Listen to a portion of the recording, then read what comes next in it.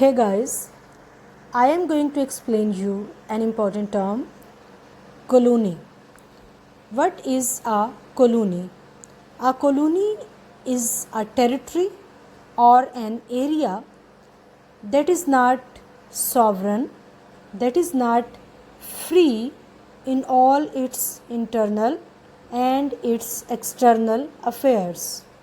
Rather, this territory or area is under the control or government of another country. That's why it is called colony of that country. For example,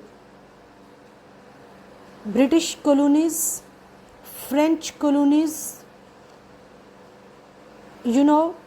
Before independence, Pakistan and India combinedly they were under the control of British government. So subcontinent was a colony of Britain.